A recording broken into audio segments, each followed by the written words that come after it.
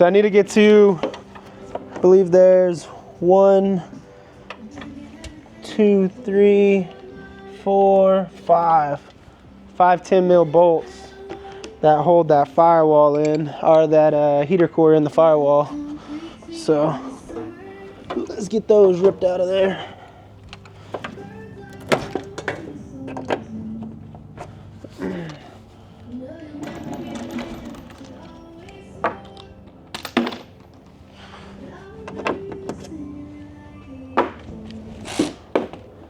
They are an 11, I believe.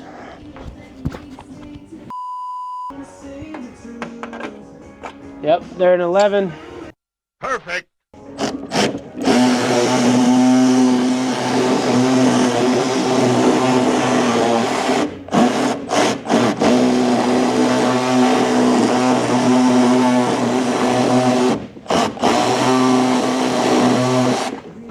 That bolt's fucking as fuck.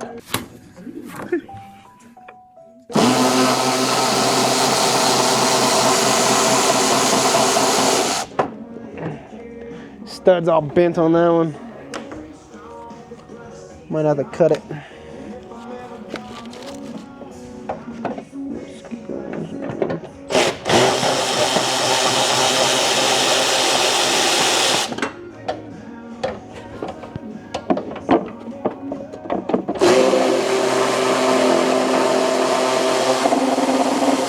I currently don't care about any of these nuts or anything like that because I have another donor we're using for this Jeep.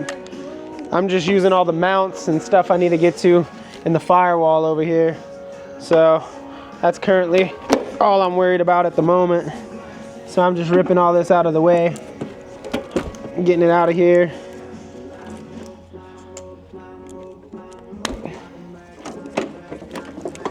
That way I can get to what I need to on this firewall, which one of the things is this here.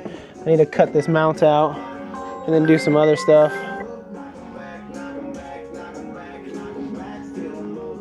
Hello?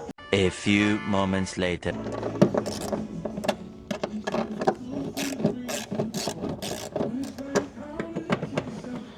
I think it's loose. I think it's out of the back of the heater box, which is good.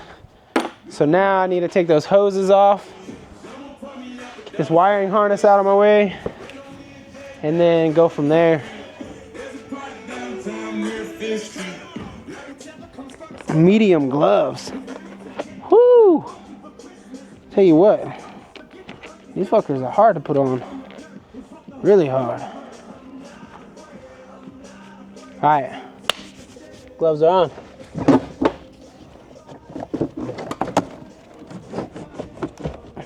Seems to be coming, y'all.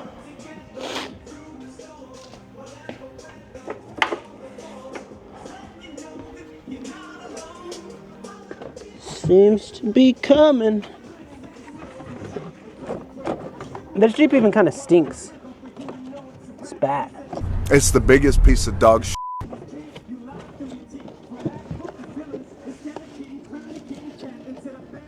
That's this wire from the harness holding us on.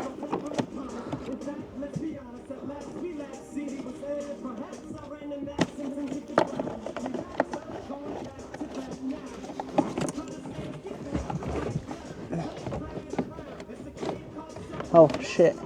And this main one here. Come on, man.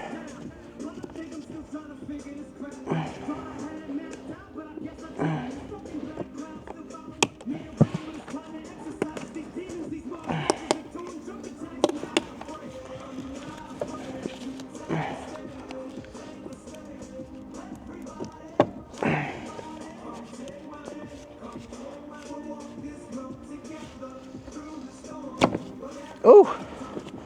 Sometimes those plugs will hurt your hands.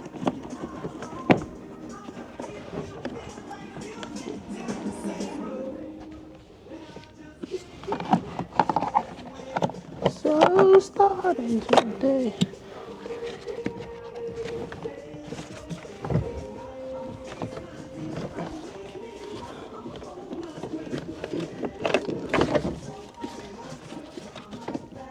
That was easy.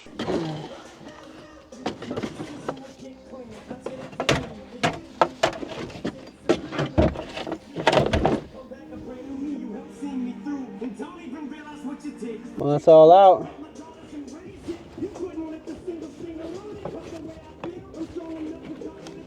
All right. So we're pulling all these little push clips off. You can unscrew them if you really wanted to. A lot of them just screwed on. They're as simple as unscrewing rather than pulling them off. But for the wires, pull that shit out of the way. And you gotta get to those ones.